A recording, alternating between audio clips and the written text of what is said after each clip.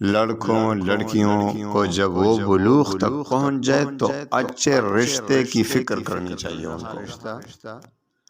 رشتے یا مل نہیں رہے یا اچھے رشتے نہیں مل رہے، آپ نے 21 دن تک یہ وظیفہ پڑھنا ہے۔ یہ وظیفہ 21 دن آپ پورا کریں گے تو انشاءاللہ یا تو اسی دوران رشتہ آئے گا یا اس کے بعد بہت جلد انشاءاللہ۔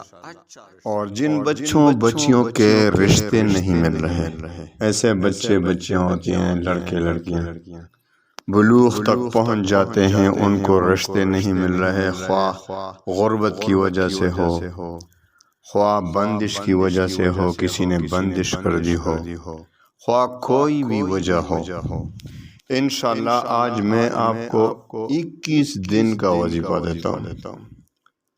21 دن میں انشاءاللہ ان کے رشتے آ جائیں گے اور اچھے رشتے ملیں گے انشاءاللہ، اور خوشی کا ذریعہ بنیں گے انشاءاللہ۔ اللہ تعالیٰ تمام مسلمانوں کی پریشانیوں کو دور فرمائے۔ تو یہ بھی بہت والدین کے لیے بھی بہت بڑا ایک پریشانی کا سبب ہوتا ہے، لڑکوں لڑکیوں کے لیے خود بھی پریشانی کا سبب ہوتا ہے کہ بھئی ان کے رشتے نہیں مل رہے، کیونکہ یہ سنت طریقہ ہے۔ نکاح کرنا النکاح من سنتی، حدیث مبارک میں حضور پاک صلی اللہ علیہ وسلم فرماتے ہیں النکاح من سنتی، نکاح میری سنت ہے، میرا طریقہ ہے، فمن رغب عن سنتی فلیس منی۔ تو حدیث میں آتے ہیں النکاح من سنتی، نکاح میری سنت ہے، میرا طریقہ ہے۔ تو اس سے تو انکار ہو ہی نہیں سکتا، یہ حضور پاک صلی اللہ علیہ وسلم کی سنت ہے، اور ہم تمام مسلمانوں کو اللہ تعالیٰ اس پر عمل کرنے کی توفیق عنایت فرمائے۔ بہت بابرکت طریقہ ہے۔ تو جب لڑکا لڑکی بلوغ تک پہنچ جائے تو ان کے رشتے کی فکر کرنی چاہیے، تو کوشش کرنی چاہیے۔ والدین کی یہ ذمہ داری ہے کہ اپنے بچوں بچیوں لڑکوں لڑکیوں کو جب وہ بلوغ تک پہنچ جائے تو اچھے رشتے کی فکر کرنی چاہیے ان کو۔ تو اگر نہیں مل رہا رشتے یا مل نہیں رہے یا اچھے رشتے نہیں مل رہے، تو انشاءاللہ آپ نے 21 دن تک یہ وظیفہ پڑھنا ہے، اور بہتر یہی ہے کہ لڑکا یا لڑکی جس کو رشتہ کی ضرورت ہو وہ خود بھی پڑھے اور والدین بھی پڑھیں تو بہت بہتر ہوگا، نور علی نور۔ لیکن جن کا رشتہ ہو رہا ہے، جن کو رشتہ کی ضرورت ہے، وہ تو ضرور پڑھیں۔ تو ایسا کریں کہ روزانہ 21 دن تک باوضو تنہائی میں بیٹھ کر، یعنی کمرے میں کوئی اور نہ ہو تو بہتر ہوگا، تاکہ سکون قلب کے ساتھ یہ وظیفہ پڑھے۔ تنہائی میں وظیفہ بھی بہت اچھا لگتا ہے، انسان جب پڑھتا ہے تو توجہ الی اللہ کی برکت بہت زیادہ ہوتی ہے، تو انسان کی توجہ زیادہ وظیفے پر مرکوز رہتی ہے، اللہ تعالیٰ کی طرف توجہ زیادہ ہوتی ہے۔ تو جب توجہ زیادہ ہوتی ہے تو یاد رکھیں وظیفے میں اثر بھی بہت زیادہ ہوتی ہے۔ تو آپ نے ایسا کرنا ہے کہ بہتر یہ ہوگا کہ آپ نے کسی ایسے کمرے میں یہ وظیفہ پڑھنا ہے کہ اس میں دوسرا کوئی آپ کے پاس نہ ہو۔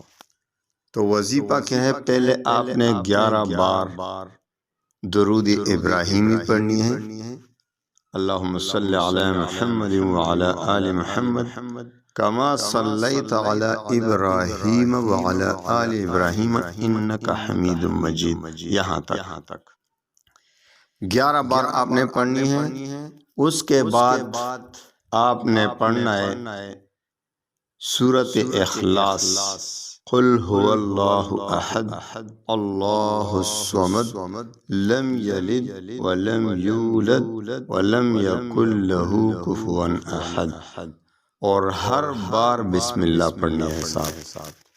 121 بار آپ نے پڑھنا ہے سورہ اخلاص، اور جب 121 بار پورا ہو جائے تو اس کے بعد آخر میں پھر 11 بار وہی درود ابراہیمی پڑھ لیں، اور اس کے بعد خوب اللہ تعالیٰ سے دعا مانگیں اپنے مقصد کے لیے کہ اللہ تعالیٰ نکاح تیرے حبیب کی سنت ہے، طریقہ ہے، اللہ مجھے اس سے مجھے محروم نہ کرنا، مجھے اچھا سا رشتہ جو تمہارے نزدیک اچھا ہو وہی رشتہ مجھے دے دینا۔